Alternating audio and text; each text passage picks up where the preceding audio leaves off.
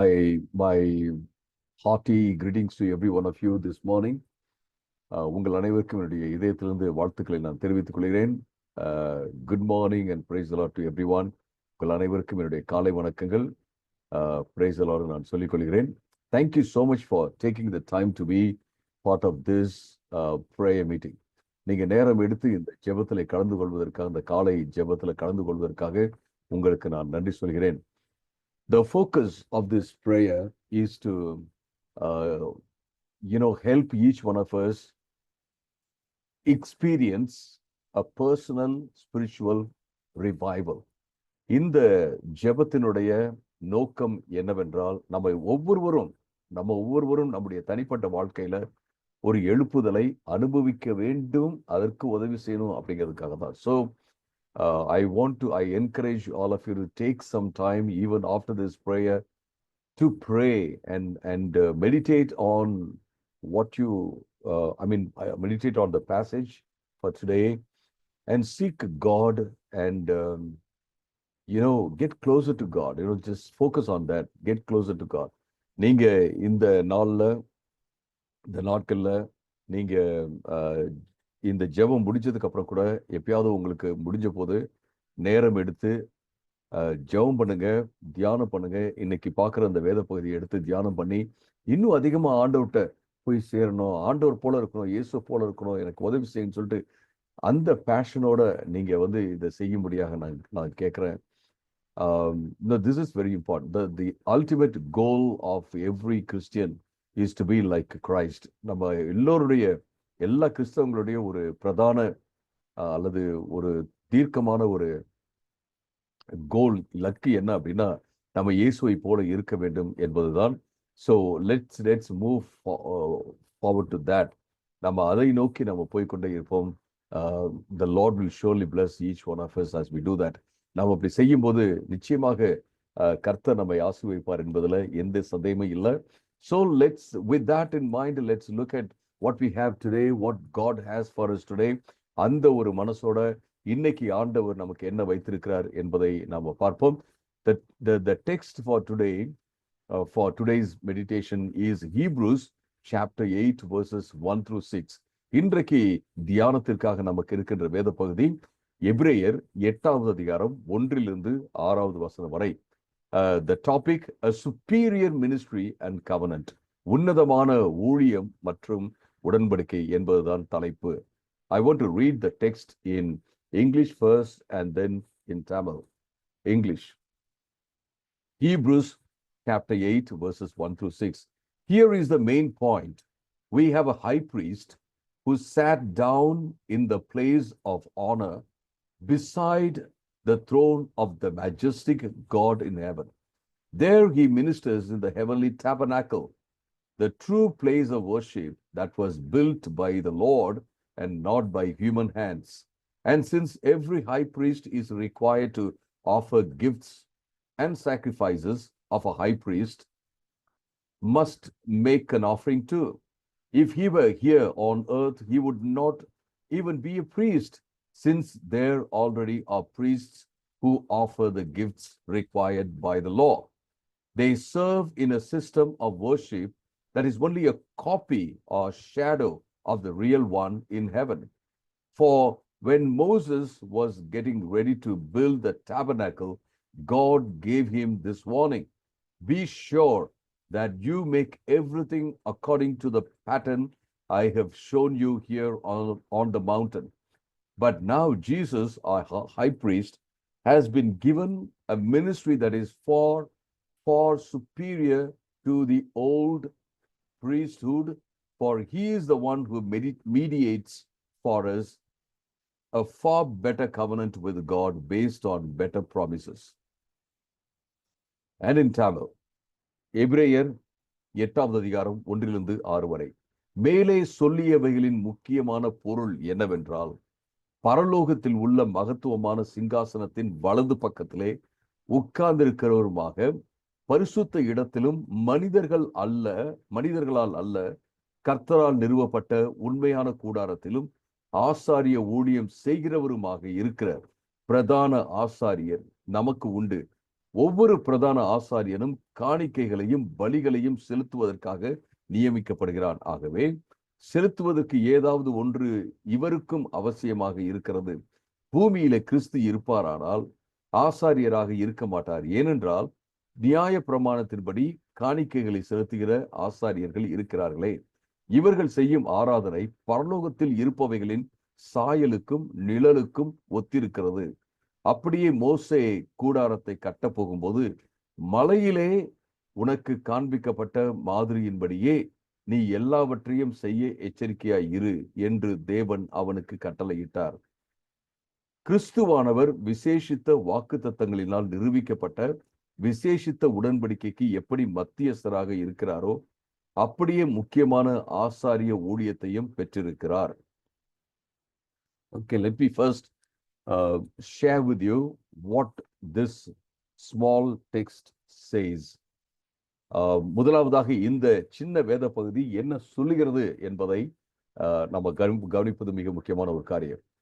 In the ancient Israelite community, even before Jesus came to be a human being on the earth, இயேசு கிறிஸ்து இந்த உலகத்துல பூமியில மனுஷனா வருவதற்கு முன்பாகவே அன்றைக்கு இருந்த பண்டை கால இஸ்ரவேல் மக்களுடைய மனசுல என்ன இருந்துச்சு அப்படின்னா, they always thought that everything on the earth is a shadow or copy of what is in heavens. பரலோகத்துல வானங்கள்ல என்ன இருக்கிறதோ அதே போலதான், அதே ஒரு காப்பி தான் என்ன அப்படின்னா இந்த உலகத்துல ஆண்டவர் படைத்த காரியங்கள் எல்லாமே. In the ancient Near Eastern thought or in the ancient Israelite thought, the heaven is not far away from here, and earth is not another zone, but it's one big, what to say, one big ball. Okay, I can say. இது எப்படி அப்படின்னு கேட்டீங்கன்னா, அன்றைக்கு இருந்த பண்டைய இஸ்ரவேல் மக்களுடைய கருத்துல எப்படி இருந்துச்சு அப்படின்னா, இந்த பூமி வானங்கிறது எங்கேயோ தூரத்துல இருக்கிற மாதிரியோ அல்லது பூமி எங்கேயோ தூரத்துல இருக்கிற மாதிரி அப்படிலாம் கிடையாது. இது ஒரு பெரிய பால் மாதிரி, ஒரு பெரிய டோம்ன்ற வார்த்தை கரெக்டா இருக்கும். ஏன்னா பாலா அவங்க பார்க்கல, பட் டோம் மாதிரி ஒரு பிக் டோம். இப் சில இடத்துல you would have seen some dome like structure. What dome is, just Google and find out. Okay, so dome ஒரு அப்படியே வட்டமா மேல அப்படியே இருக்கும். அதை நீங்க பார்த்திருப்பீங்க, ஒரு சில ஸ்ட்ரக்சர்ஸ் நீங்க பார்த்திருப்பீங்க. So it's a dome like structure. In this dome like structure, heaven is up here, the earth is down here, but both are connected, interconnected. That's the idea of the world the ancient Israelites had. இது எப்படின்னு கேட்டீங்கன்னா, இந்த டோம் மாதிரி இருக்குது இல்லைங்களா, அப்படி வட்டமா மேல நீங்க ஒரு சில பில்டிங்ல இருக்கிறது நீங்க பாப்பீங்க. அந்த டோம் அந்த வானம், அப்புறம் கீழே அதை அப்படியே தலைகளை போட்டீங்கன்னா என்ன வருமோ, வட்டமா அப்படி போட்டீங்க அப்படின்னா என்ன வருமோ, அது பூமி. இந்த ரெண்டும் ஒன்னோட ஒன்று கனெக்ட் ஆகி இருக்குது.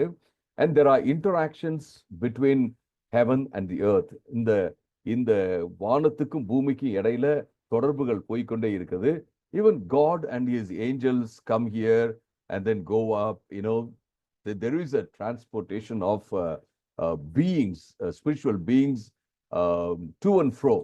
இந்த ரெண்டு இடத்துக்கு இடையில பாத்தீங்க அப்படின்னா இந்த ஆவிக்குரிய ஜீவிகள்லாம் இருக்காங்களா, தேவதூதர்கள், ஆண்டவர் போய்கொண்டே இருக்கிறார்கள். ஒரு இன்டராக்ஷன் இருந்துகிட்டே இருக்கு அப்படின்ற மாதிரிதான் அவங்களுடைய எண்ணங்கள் இருந்தது. And when God established the Garden of Eden, it was a copy of what was in heaven. That is what they thought.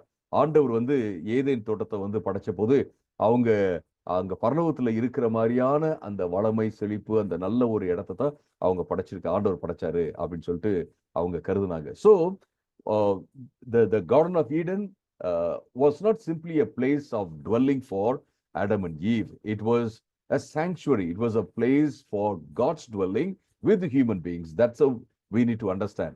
நம்ம ஏதேன் தோட்டத்தை நம்ம பார்க்கும்போது அது வந்து மனுஷங்க மட்டும் ஆதாம் ஏவாள் மட்டும் வசிப்பதற்கான ஒரு இடம் அப்படின்னு நம்ம பார்க்கக்கூடாது. கடவுள் தேவன் வந்து மனுஷனோட சேர்ந்து வாழ்வதற்கு உண்டாக்கின ஒரு இடம் அப்படின்ட்டு நம்ம புரிஞ்சுக்கிறது ரொம்ப ரொம்ப முக்கியமான ஒரு காரியம். So when God created, when God guided, instructed Moses to build the tabernacle, you will find lot of embroidery works on the screens which depict garden, trees and fruits and all that.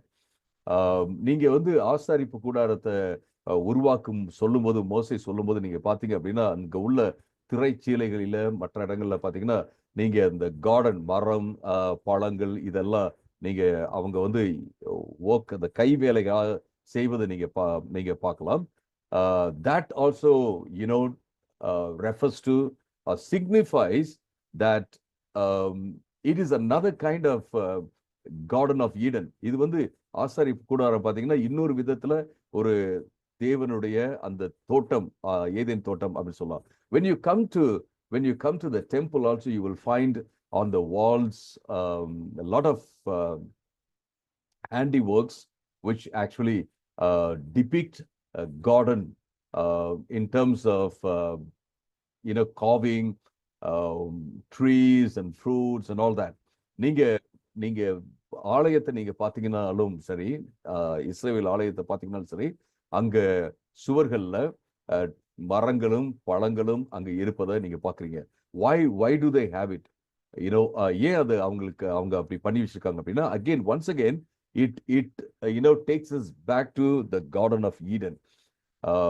In all the places you find God wants to take us back to the Garden of Eden ambience or environment in our lives. மறுபடியும் ஆண்டவர் எல்லா இடத்துலயும் நீங்க பாத்தீங்கன்னா மறுபடியும் அந்த Eden தோட்டத்தினுடைய அந்த ஒரு இடத்துக்கே அவர் அந்த சூழலுக்கே ஆண்டவர் கொண்டு போக விருப்பப்பட்டதை பார்க்கிறோம். Even to the thief who said, Jesus, remember me in your kingdom, Jesus said, you will be with me today in paradise. The word paradise actually means garden. இயேசு கிறிஸ்து அந்த ஒரு திருடன் சொன்னா இல்லைங்களா, நீங்க உங்களுடைய ராஜ்யத்துல என்ன நினைவு கூறுங்கள் அப்படின்னு சொல்லும்போது, இயேசு இன்றைக்கு என்னோட பரதேசியில் இருப்பாய் அப்படின்றத, அந்த பரதேசி அப்படிங்கிற வார்த்தையை நம்ம வேறொரு தேசம் என்று நம்ம பரதேசம் என்று புரிஞ்சுக்க கூடாது. It simply means garden. Paradise means garden. It's a Persian word which was incorporated into the Aramaic language. We call that loan words. நம்ம இந்த paradise அப்படின்றது பாத்தீங்க அப்படின்னா கார்டன் அப்படின்னு தான் அர்த்தம். நீ இன்னைக்கு ராத்திரி என்னோட தோட்டத்துல இருப்பாய் என்றுதான் இயேசு கிறிஸ்து சொல்வதை பார்க்கிறோம். But when you come to the end of the Bible, you see the new world with the new heaven and new earth. Again you see garden like atmosphere there. நீங்க ஆண்டவர் வந்து புதுசா அந்த உலகத்தெல்லாம் படைக்கும் போது, புதிய வானம் புதிய பூமி அந்த சூழலை உருவாக்கும் போது பாத்தீங்கன்னா அங்க தோட்டம் இருக்கிறது. and you find a tree of life there, not just one tree. You see so many trees on the banks of the river of life. நீங்க பாத்தீங்க அப்படின்னா ஜீவ நதி ஓடும் அந்த ஜீவ நதியினுடைய இரு கரைகளிலும் ஜீவ விருட்சங்கள் இருப்பதை நீங்க பாப்பீங்க. once again it's a beautiful garden. I want to emphasize this. It's a God wanted to bring into the earth the goodness which was there in heavens or in his dwelling place. அவருடைய இருப்பிடத்துல அந்த பரலோகத்துல இருந்த அதே நன்மையான காரியங்கள், அது போன்ற ஒரு நன்மையான காரியத்தை இந்த உலகத்திலையும் அவர் கொண்டு வர முயற்சித்தார். எனவே so God created Adam and Eve, so God created or planted the Garden of Eden, a beautiful world for human beings. ஆண்டவர் இந்த உலகத்துல பரலோகத்துல இருக்கிற மாதிரியே ஒரு நன்மையான காரியத்தை, நன்மையான ஒரு சந்தோஷமான சூழலை கொண்டு வர வேண்டும் என்பதற்காக தான் ஆண்டவர் ஆதாம் ஏவாளை படைச்சாரு. அதுக்கப்புறம் பாத்தீங்கன்னா ஏதேன் தோட்டத்தையும் அவர் படைத்தார் என்று சொல்லி நாம பார்க்கிறோம். So it's a copy. All the places, just want to say, Garden of Eden, the tabernacle, the temple, and even now the kingdom of God, and the world, the church, and church is also, depicted as a garden by Paul. Then in the end, as we are going to be with the Lord forever, it's going to be a garden again. நீங்க நீங்க ஆரம்பத்துல இருந்து நீங்க பாத்தீங்க அப்படின்னா எல்லாமே Eden தோட்டம், ஆசாரிப்பு கூடாரம், அப்புறம் பாத்தீங்கன்னா ஆலயம், அதுக்கப்புறம் இப்ப சர்ச்சையும் பவுல் வந்து வர்ணிக்கும் போது அவர் எப்படி சொல்றாருன்னா, இது வந்து ஒரு தோட்டமாக தான் அவர் வர்ணிக்கிறார். அதுக்கப்புறம் பாத்தீங்கன்னா நம்ம கடைசியாக ஆண்டவரோடு என்றென்றைக்கும் இருக்கிற இடமும் ஒரு தோட்டமாக தான் இது இருக்கிறதுன்னு பாக்குறோம். But as we see it as a garden, as we see it as a place where we will dwell, it shouldn't be seen only as a place of our dwelling. It's a place of God's dwelling with us, or our dwelling with God. நாம இந்த இடத்தை எல்லாத்தையும் நம்ம பார்க்கும்போது எப்படி நம்ம பார்க்கணும் அப்படின்னு கேட்டீங்கன்னா, நாம மட்டும் இருக்கிற இடமா நாம பார்த்து கொள்ள கூடாது. இது வந்து நாம தேவனோடு இருக்கிற இடம், தேவன் நம்மோடு இருக்கிற இடமாக நாம பார்ப்பது மிக மிக முக்கியமான ஒரு காரியம். So here the author is establishing this truth. இங்க நீங்க பாத்தீங்க அப்படின்னா, எபிரேயர் புஸ்தகத்தை எழுதினவர் இந்த மக்களுக்கு ஒரு காரியத்தை அவர் சொல்றார். வாட் டஸ் ஹி சே? அவர் என்ன சொல்றாரு அப்படின்னா, even the worship system here is a copy of what is there in heaven. இங்க நாம பார்க்கிற இந்த ஆராதனை முறைமை கூட பரலோகத்துல பார்க்கிற அந்த காரியத்தினுடைய ஒரு காப்பி, ஒரு நிழலாட்டம் என்று அவர் சொல்கிறார். அப்படின்னா what does he mean? Does he say that there is going to be a hierarchy of priests in heaven? No. அங்க வந்து பரலோகத்துல ஹைரார்கி இருக்குமா? அது ஹை பிரீஸ்ட், அதுக்கப்புறம் மற்ற பிரீஸ்ட், மற்ற லீவைட்ஸ்லயே பாத்தீங்கன்னா லேவியர்களே நிறைய லேயர்ஸ் எல்லாம் இருக்கு, படிகள்லாம் இருக்கு, வேலை படிகள்லாம் இருக்கு. அந்த மாதிரி அங்க இருக்குமா அப்படின்னா, that's not what he says. What he says is, here there is a priest standing before God for us. That is the main purpose of worship there is relationship with God. Okay, even in the Old Testament or in the New Testament, everywhere in the Bible, worship means relationship with God. நீங்க பைபிள்ல பாத்தீங்க அப்படின்னா, அது ஆசாரிப்பு கூடாரமோ ஆலயமோ எதுவாக இருந்தாலும் சரி, ஆராதனை என்பது ஆண்டவரோடு உறவு கொள்வது. It's not about the sacrifices. It's not about following some set of rules and regulations. இது வந்து பலி செலுத்தும் அந்த முறைமை கிடையாது. அது மட்டுமல்ல, இங்க நம்ம மற்ற காரியங்கள்லாம் கிடையவே கிடையாது.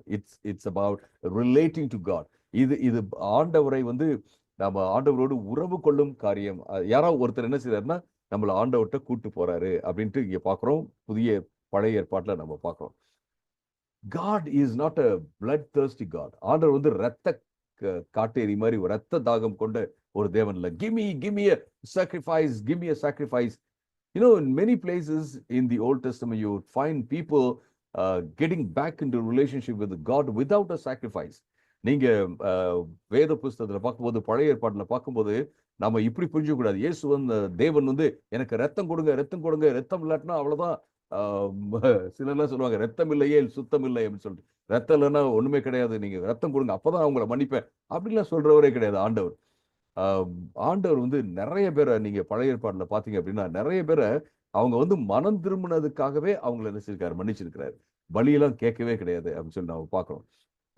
ஸோ இந்த கான்செப்டை வச்சுட்டு தான் நம்ம இங்க பார்க்கறது ரொம்ப ரொம்ப முக்கியமான ஒரு காரியம். So as we come to the Lord, we have a mediator here, and through him we go to him. But this is just a copy. But the reality is Jesus is a mediator, and he is superior to the priestly system here on the earth. That's what he says. நாம இந்த உலகத்துல ஒரு மத்தியஸ்தரை வச்சு நம்ம போறோம். ஆனா நமக்காக வானத்துல இருக்கிறவர் யார் அப்படின்னா இயேசு கிறிஸ்து. அவர் நமக்காக ஹை பிரீஸ்டா இருக்கிறாரு அப்படின்னு சொல்றதை பார்க்கிறோம். Why does he say it?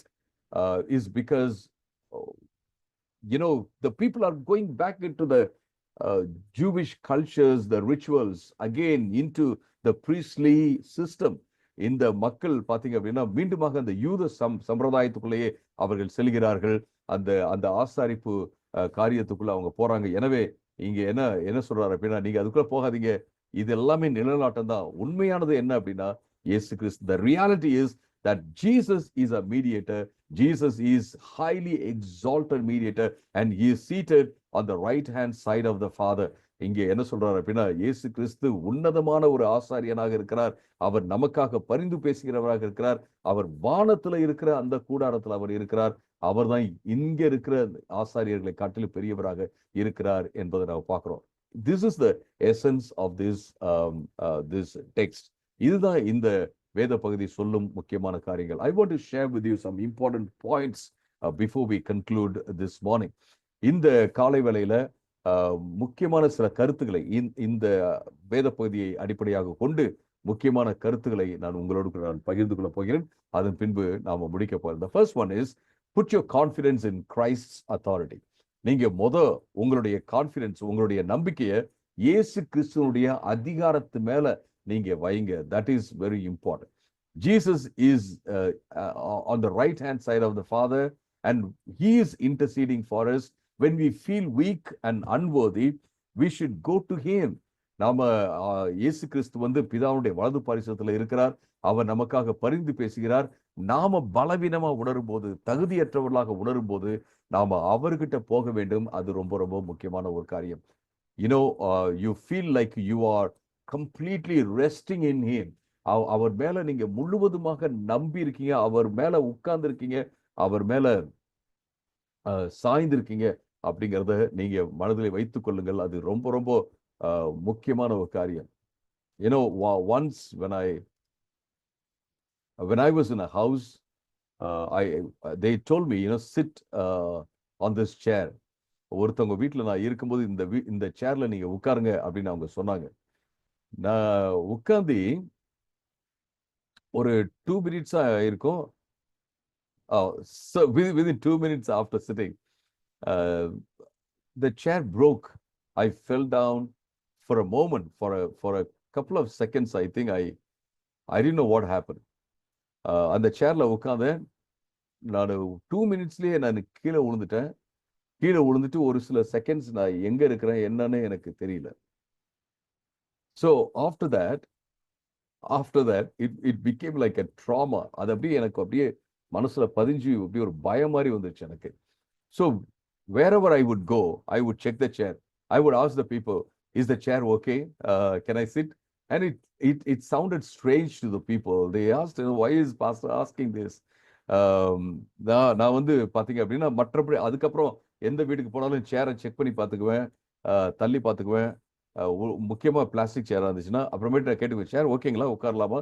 அப்ப நான் கேட்பேன், உட்காரலாம், ஏன் பாஸ்டர் கேட்கிறாரு அப்படின்னு யோசித்தாங்க. But it's because of that one particular chair which wasn't able to carry me because it was broken. அந்த சேர் உடைஞ்சிருந்ததுனால அது என்னை தாங்க முடியல, அது உடைந்து போய்விட்டது என்று நான் பார்க்கிறேன். அது என் மனசுல ஒரு பயத்தை உருவாக்கி விட்டது அப்படின்னு நான் சொல்ல முடியும். My friends, we may trust many people in the world, but somewhere something will look like it's completely all right, but when you lean on it, when you sit on it, when you rest on it, it's going to break. Every chair is not going to carry you.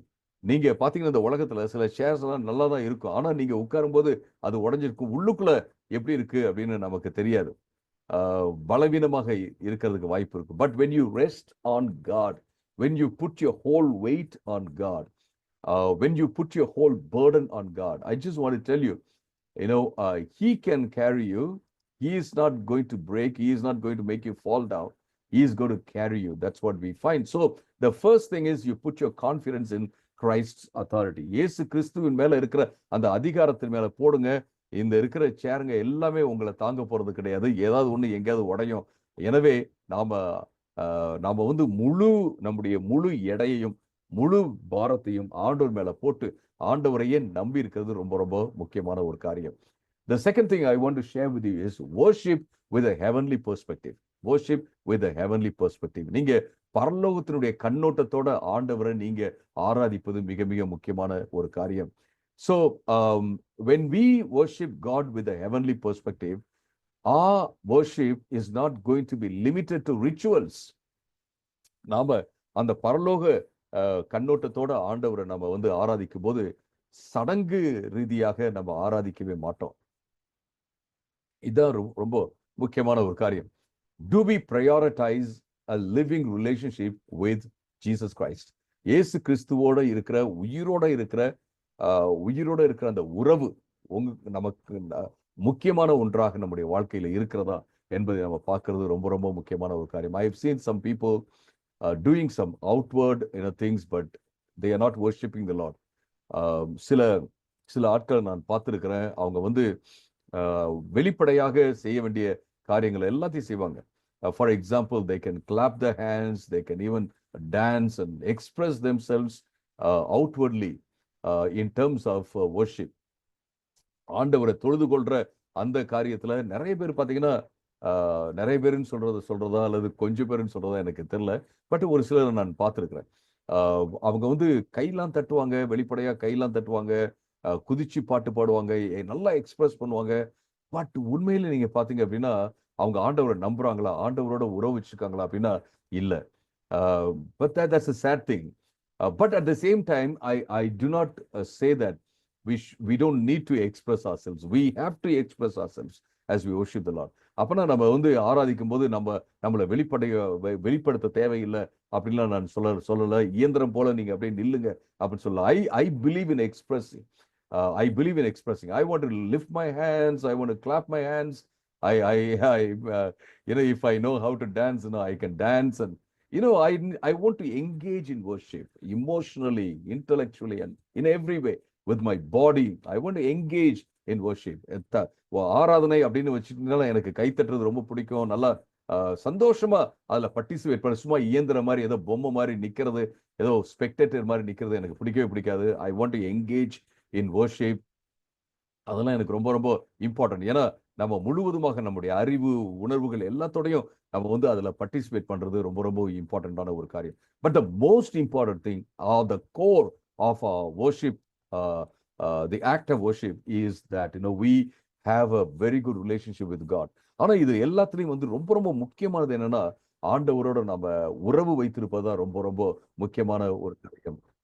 If you just have worship, if you just have a relationship with God, living relationship with God, and then simply sit and say, Jesus, thank you so much. I thank you so much. I don't even feel like praying. I'm tired. I don't even feel like, reading the Bible. I'm tired. Lord, I've been asking you for this thing. I've been praying for this thing. Why don't you listen to me? I just want to cry. I just want to cry, but I don't have any more tears to, shed. நீங்க உங்களுடைய ஜெபத்துல நீங்க ஆண்டவர்ட்ட, இயேசுவே ரொம்ப thanks, ரொம்ப நன்றி, நான் ரொம்ப சோர்ந்து போயிருக்கிறேன், எனக்கு நீங்க உதவி செய்யணும், எனக்கு பைபிளை வாசிக்கணும் போல கூட இல்ல, ஜெபம் பண்ணணும் போல கூட இல்ல, நான் ரொம்ப சோர்ந்து போயிருக்கேன், ஏன் ஜெபத்துக்கு ஏன் நீங்க பதில் தரல, நான் அழுதுகிட்டே இருக்கிறேன், இனி எவ்வளவுதான் அழுகிறதுக்கு என் கண்ணீர் கூட இல்லை அப்படின்னு சொல்லி நீங்க ஆண்டவர்ட்ட பேசுறீங்களே, சாதாரணமா பேசுறீங்கல்ல. You are not clapping hands, you are not jumping, you are not dancing, you are not even singing a song. நீங்க வந்து ஒரு பாட்டு கூட பாடல, கை தட்டல, நீங்க வந்து டான்ஸ் ஆடல, ஒண்ணுமே செய்யல. ஆனா ஆண்டவர்ட்ட பேசுறீங்களே, even that is an act of worship.